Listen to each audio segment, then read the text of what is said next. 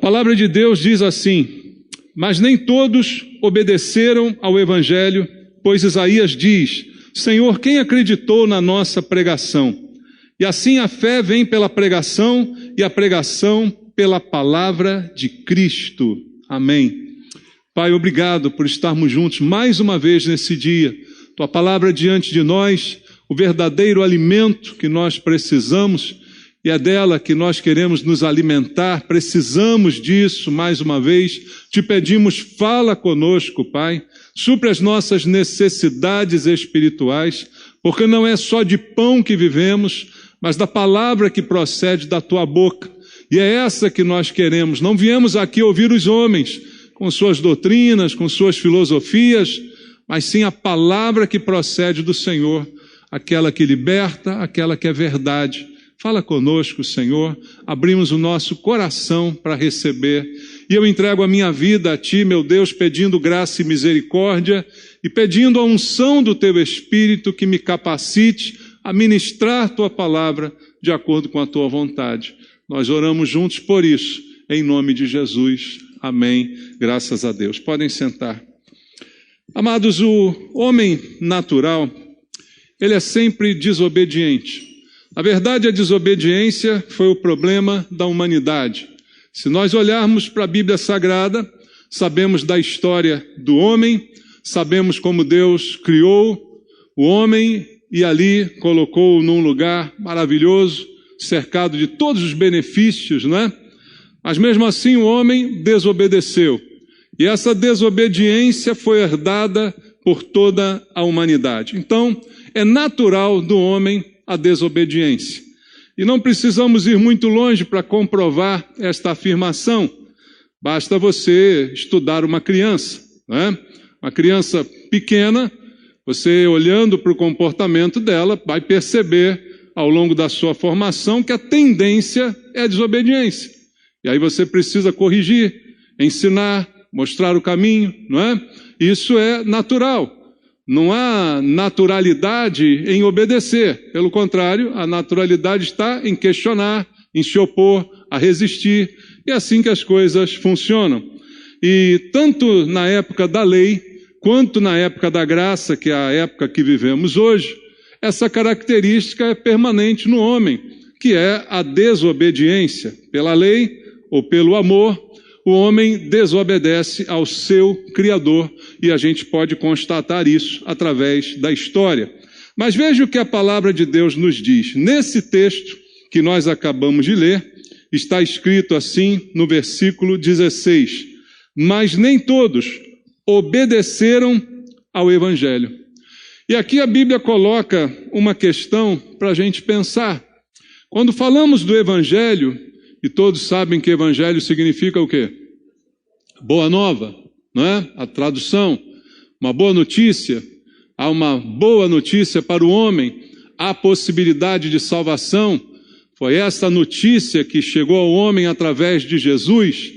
E a gente, quando pensa nisso, imagina então que o Evangelho, ele é algo que vem ao meu encontro para que eu seja mudado, transformado. E em parte isso é verdade. Mas aqui Paulo coloca um aspecto diferente, dizendo que o Evangelho precisa ser obedecido. Então não é apenas uma oferta, porque se é uma oferta, eu posso aceitar ou eu posso recusar. É por isso que já disse aqui várias vezes na igreja, que eu não gosto do termo que comumente a gente usa nas igrejas, aceita Jesus. Alguém já falou isso para você? Por que você não aceita Jesus? Veja, não creio ser uma questão de aceitação simplesmente. É uma questão de obediência, irmãos. Então, aceitar é muito subjetivo. O aceitar não traduz bem o que significa o Evangelho. O aceitar é assim: eu estou te oferecendo algo bom e você diz, aceito, não aceito. Eu me lembro sempre do salgadinho na festa, né? O garçom passa com a bandeja, você aceita um? Aceito. Ah, não, agora estou cheio, estou satisfeito. Quer mais um? Não, agora está legal. E a relação com Jesus, o Evangelho, não é como essa relação da gente numa festa com salgadinho, irmãos. A coisa é muito mais séria e mais profunda, e um dos textos que nos mostra isso é este, do apóstolo Paulo, falando que é necessário obedecer ao Evangelho. Então não é uma oferta maravilhosa, não é, que Deus está me fazendo, mas é uma ordem que Ele está me dando. E ordem é para ser obedecida. E muitas vezes o homem não encara o Evangelho como uma ordem, mas apenas como uma das tantas opções que ele pode ter na vida, não é? Uma das tantas opções que o mundo lhe oferece.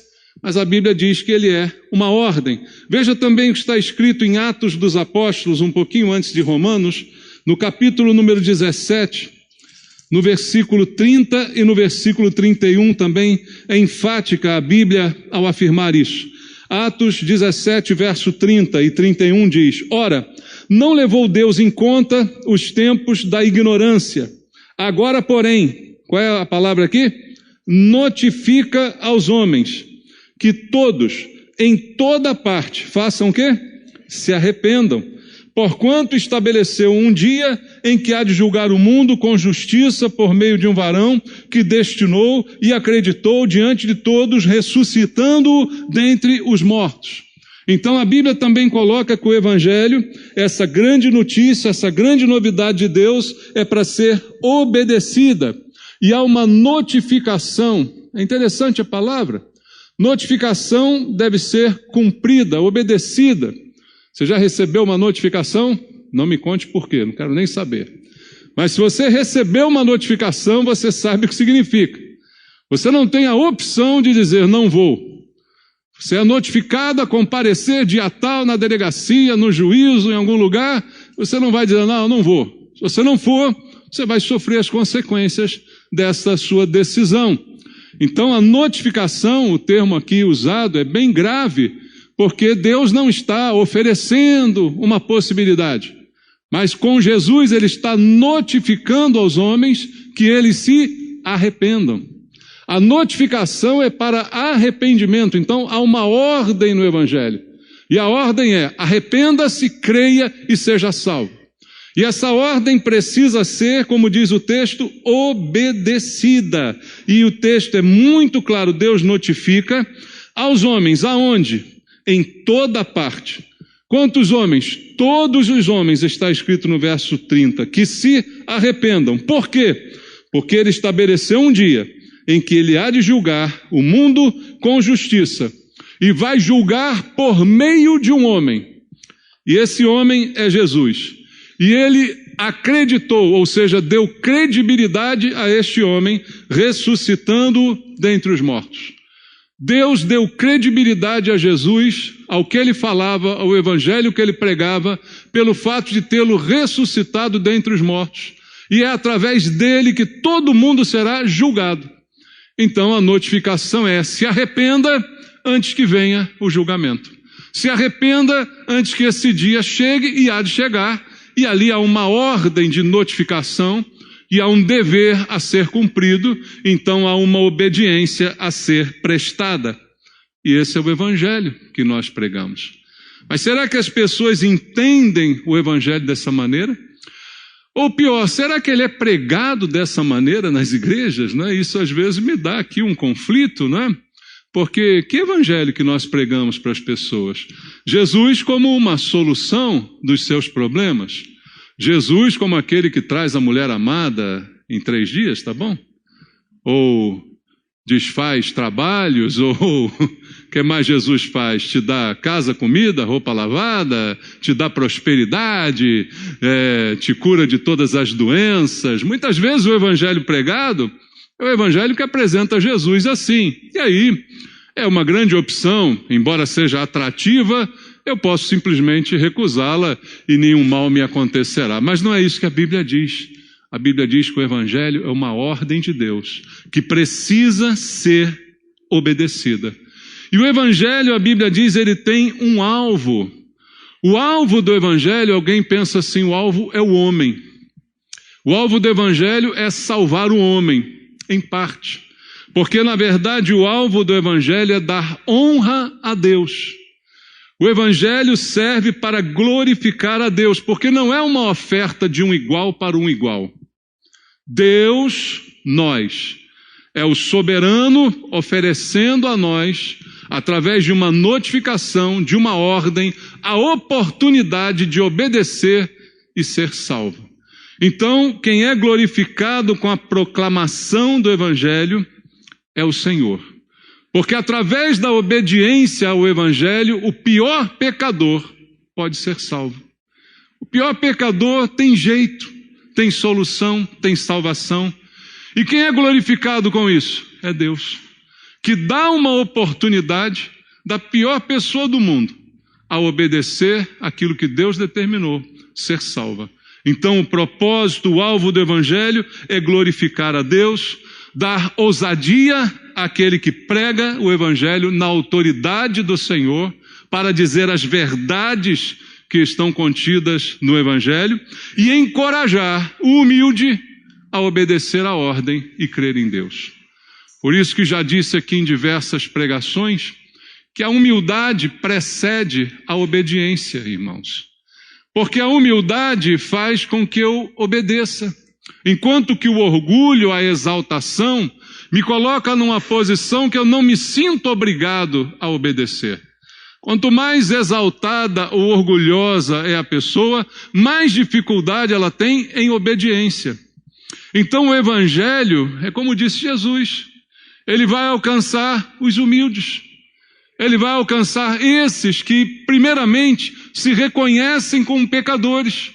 Como ele disse, ele não veio para o são, mas para o enfermo.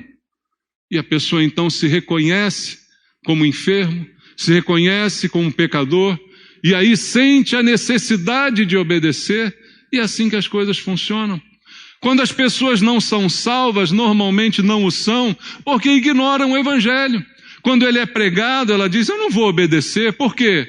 Porque eu me considero uma pessoa boa, porque eu acho que eu não faço mal a ninguém, porque eu sou cumpridor dos meus deveres sociais. Então, por que eu preciso obedecer ou crer desta maneira? Quem me garante que é assim que funciona? E começam os questionamentos, porque na verdade há uma soberba. Mas a Bíblia diz que a soberba precede a ruína, não é?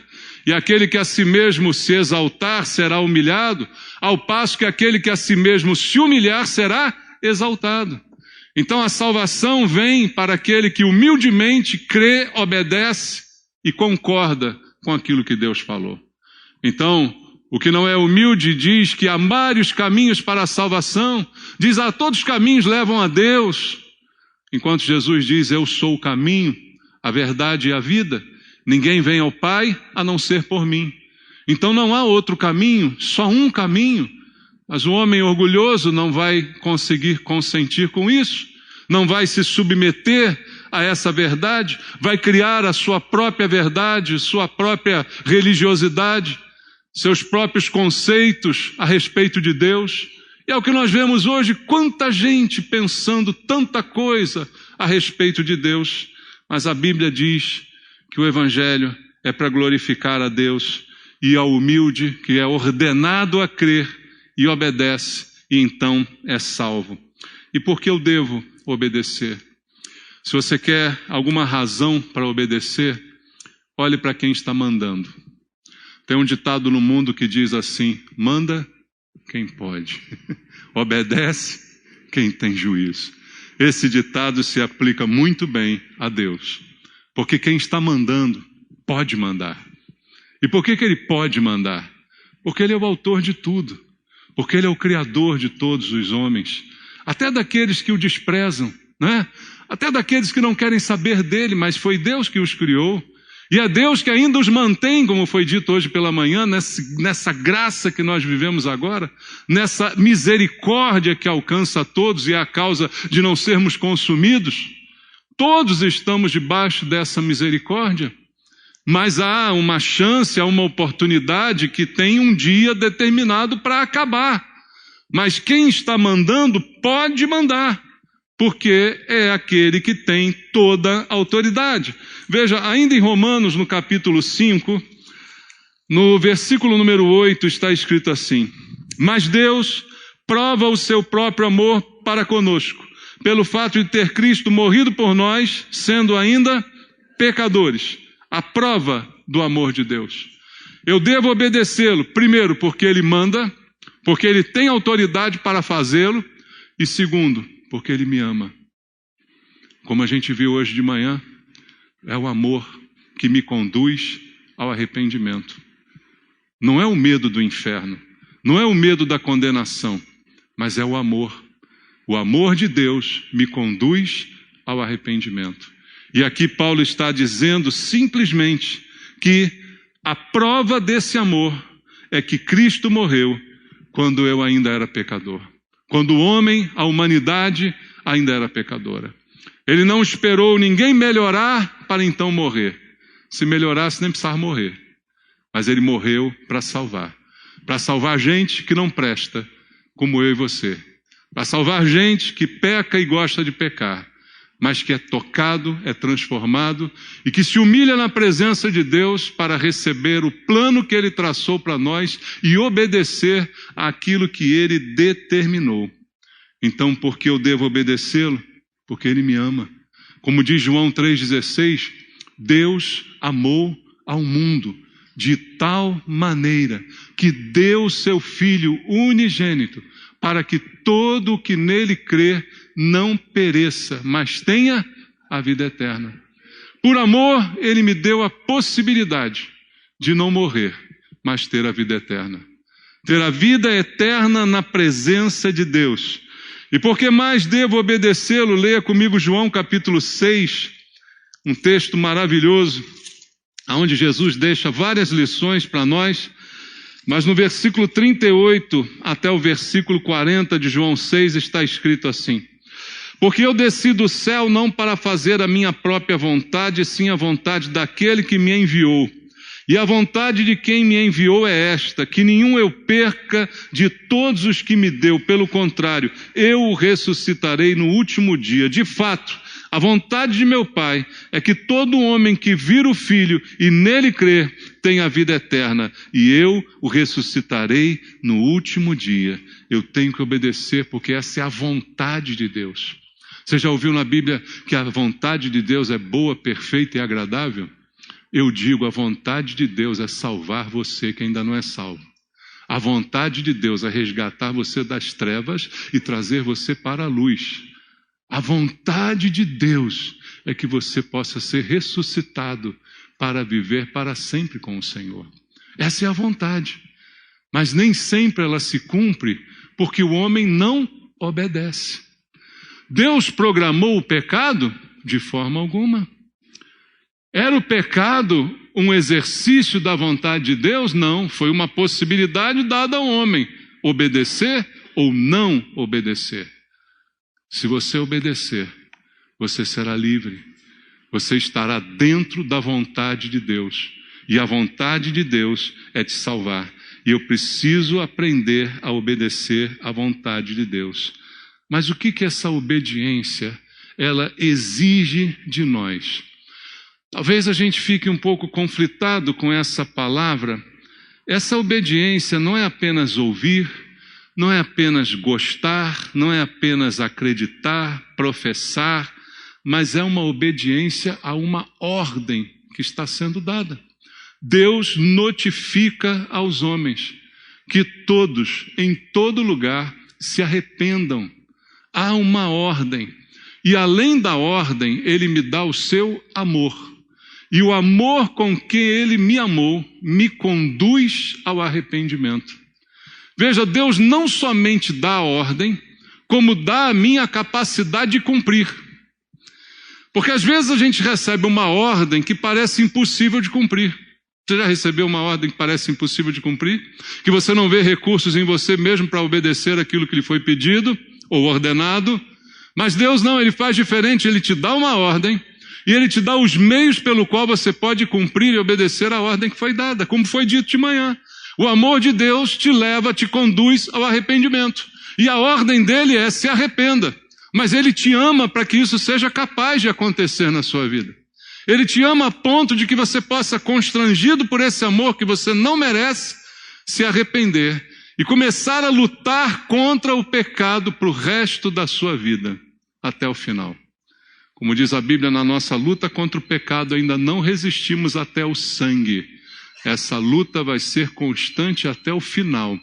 Mas o que acontece conosco É o que diz a Bíblia: filhinhos, não pequeis, todavia se pecardes, tendes advogado junto ao Pai, Jesus Cristo, que me defende, que me guarda, que me ama e que me incentiva a continuar lutando, a continuar corrigindo os meus erros, me arrependendo das falhas cometidas e recomeçando e levando a minha vida adiante. Mas tudo isso começa num primeiro passo que precisa ser dado. O passo inicial da obediência. Quando Deus diz: me confesse diante dos homens, e eu preciso fazer isso. Quando Deus diz: me reconheça como teu Senhor, e eu preciso fazer isso. Quando Deus diz: reconheça que eu sou o caminho, que não há outro, eu preciso fazer isso. Eu preciso concordar com aquilo que Deus me mandou fazer. E aí então eu estarei obedecendo ao Evangelho. Eu preciso crer. Para obedecer, eu preciso acreditar.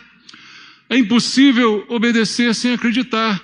Falei aqui semana passada, a obediência que Deus quer é a obediência do coração. Você lembra dessa mensagem? Deus está querendo a obediência do coração.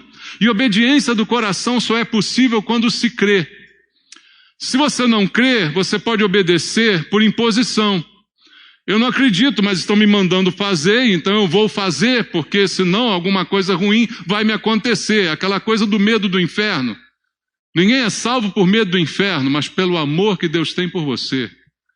Então entenda como as coisas são diferentes, mas se eu crer em Jesus, eu creio no amor de Deus. Se eu acredito em Jesus, eu creio na essência do amor.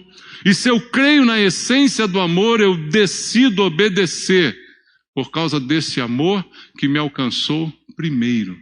E aí a obediência vem do coração. É como foi dito por Paulo ao carcereiro: crê no Senhor Jesus e serás salvo, tu e a tua casa. Creia. É necessário acreditar. E para isso eu devo entender que não há em mim nenhuma capacidade de conquistar nada diante de Deus. Um dos maiores enganos do homem é acreditar que ele pode conquistar Deus. Vou conquistá-lo com um presente. Vou conquistá-lo com uma oferta.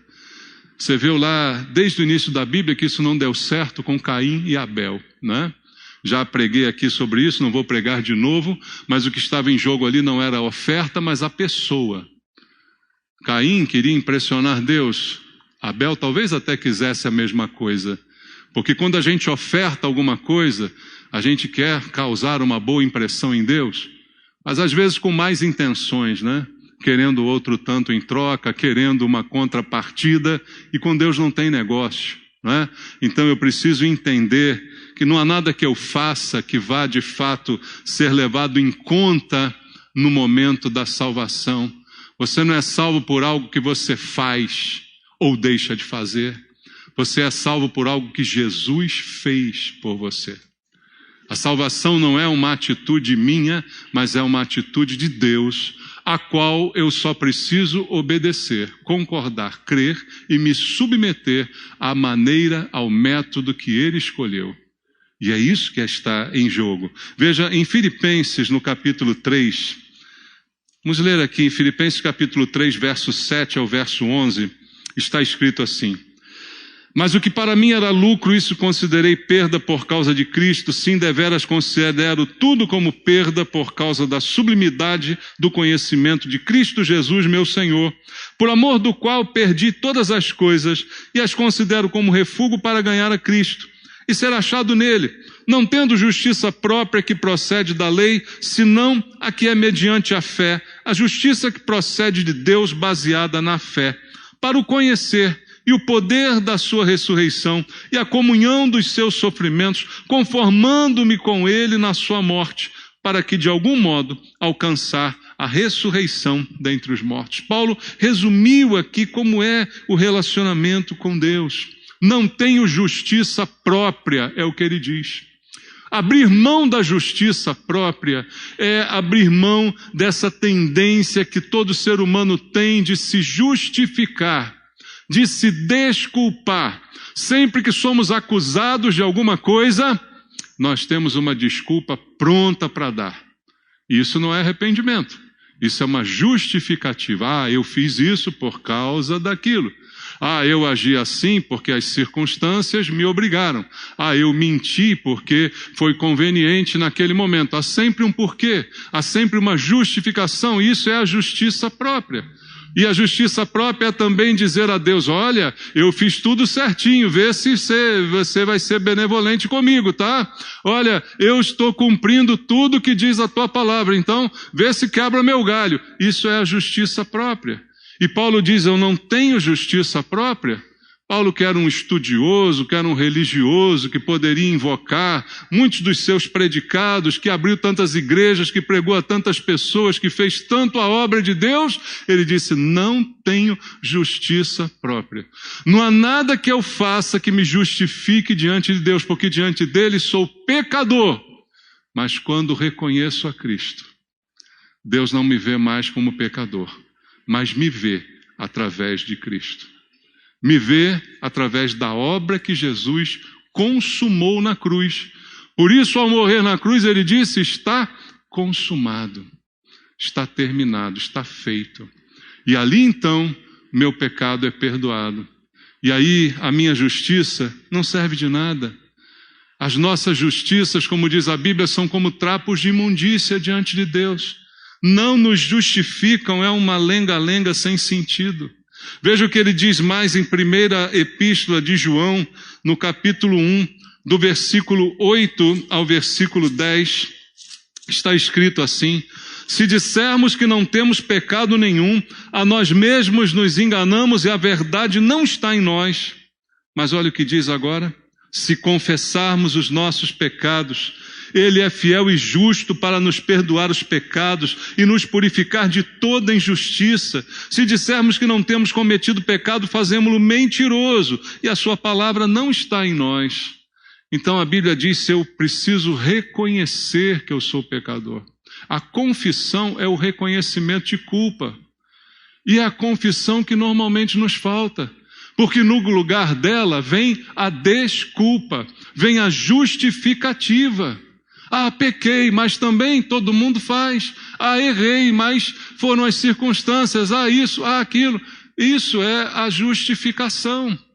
Que cada um tem uma desculpa para dar, mas quando a Bíblia ordena, o Evangelho ordena, notifica aos homens que se arrependam, não me resta mais argumentar, me resta admitir. É verdade. A acusação contra mim é verdadeira. Que a tua graça me alcance. Que a tua benevolência, conquistada na cruz pelo teu amor, me alcance e transforme a minha vida.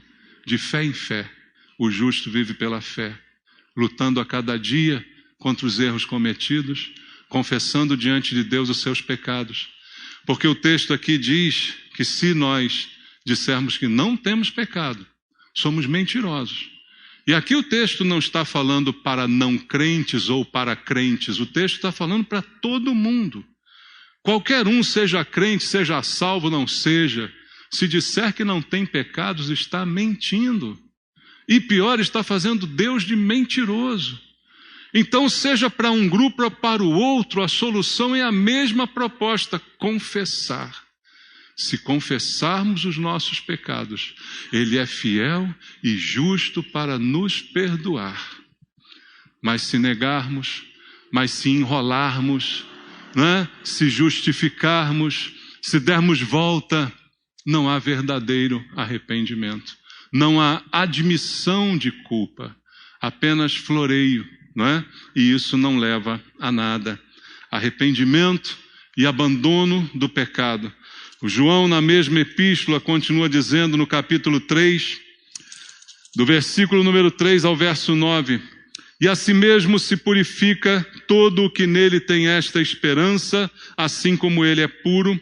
Todo aquele que pratica o pecado também transgride a lei, porque o pecado é a transgressão da lei. Sabeis também que ele se manifestou para tirar os pecados, e nele não existe pecado. Todo aquele que permanece nele não vive pecando. Todo aquele que vive pecando não o viu, nem o conheceu. Filhinhos, não vos deixeis enganar por ninguém. Aquele que pratica a justiça é justo, assim como ele é justo. Aquele que pratica o pecado procede do diabo, porque o diabo vive pecando desde o princípio.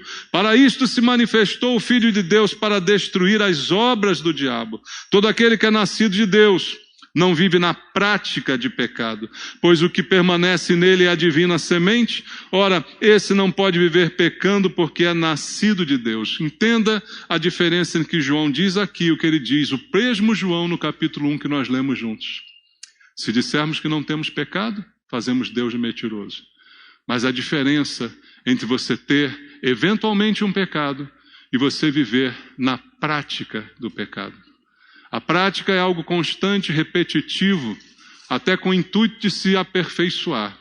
Você pratica um esporte, quer dizer que você faz aquele esporte várias vezes na semana para ficar melhor cada vez mais naquele esporte. Não é assim que funciona? A prática do pecado é semelhante. E a Bíblia diz, isso não cabe a nós. A prática do pecado é como uma hipocrisia, de viver uma realidade que não é a realidade que Deus tem para você. Então você continua pecando para se aperfeiçoar cada vez mais no pecado, ao invés de lutar contra ele, eventualmente pecar, sim, se arrepender, voltar a Deus, confessar, ser perdoado, começar uma nova caminhada. Essa é a dinâmica da vida de um cristão, mas não a prática do pecado, a recorrência constante, não é esse o plano de Deus para nenhum de nós. Então a obediência requer a confissão, a obediência requer a concordância com Deus, de que eu sou pecador e de que eu preciso da graça de Deus, algo que eu não mereço, algo que Deus me dá sem nenhum mérito, graça. E ao mesmo tempo aplica a sua misericórdia, deixando de me dar aquilo que de fato mereço. Então assim Deus tem agido conosco. Mas o Evangelho é uma notificação, é uma ordem. Obedeça ao Evangelho. Receba essa notificação e cumpra isso na sua vida. Confesse Jesus publicamente. Isso é comprometimento. Quando nós falamos, nós nos comprometemos. Por isso que desde que o mundo é mundo, o homem tem o hábito de dar a sua palavra. Antigamente valia alguma coisa, né? Você lembra desse tempo? Que a palavra valia alguma coisa? Mas em relação a Deus, ela continua valendo. Por isso Deus está querendo a confissão, porque é um comprometimento de palavra. Eu me comprometo com Jesus. Eu o confesso. Confesso os meus pecados a Deus e confesso que Jesus é meu Senhor diante de todos. É isso que está em jogo. E Jesus fala sobre isso lá em Mateus capítulo 10, no versículo número 32 e versículo número 33. Em Mateus capítulo 10, 32 e 33, ele diz: portanto, todo aquele que me confessar diante dos homens, também eu o confessarei. Falar, tá vendo? Diante de meu Pai que está nos céus. Você confessa aqui e ele confessa lá. Ou seja, pronuncia o teu nome. Você pronuncia o nome dele aqui, ele pronuncia o teu nome lá diante do Pai que está nos céus. Mas aquele que me negar diante dos homens, também eu o negarei diante de meu Pai que está nos céus. Desobedecer ao Evangelho é a pior coisa que uma pessoa pode fazer. Desobedecer ao Evangelho é a pior escolha que alguém pode fazer na vida, porque ela é determinante para o resto da eternidade. Aonde passará o homem a sua eternidade, dizia um antigo folheto evangelístico, né? Mas é uma grande verdade. E isso vai ser decidido pela confissão que você fizer agora, em nome de Jesus. Pai, ouvimos a Tua voz, a Tua palavra, que fala ao nosso coração, que toca, que transforma, a única que tem poder de mudar a vida do homem, a palavra de Deus, aquela que é a verdade, que essa verdade fale ao coração dos irmãos, que ouçam a Tua voz e obedeçam ao Evangelho. Senhor, se há alguém aqui essa noite que ainda não fez isso publicamente, toca nessa vida agora, para que isso aconteça para a tua glória. O Evangelho é para a tua glória. Há alguém na igreja que quer entregar a sua vida para Cristo essa noite? Levante a sua mão onde você está e eu vou orar junto com você. Há alguém que quer obedecer ao Evangelho hoje, agora, confessar, pronunciar, eu creio. Há alguém? Não? Amém. Há uma vida ali. Vem aqui para a gente, vamos orar juntos. Amém. Como é seu nome? Caio. Pai, muito obrigado pela vida do Caio, por essa decisão que ele toma nesse momento, Deus. E eu creio, pela tua palavra que foi proferida aqui, que é uma decisão de mudança, de transformação para a obediência ao Evangelho, para o arrependimento dos seus pecados, para que comece agora a luta constante que todos nós temos, de viver na tua presença, de buscar sempre ao Senhor. Abençoa teu filho Caio, meu Deus, e guarda-o nessa caminhada, em nome de Jesus. Amém.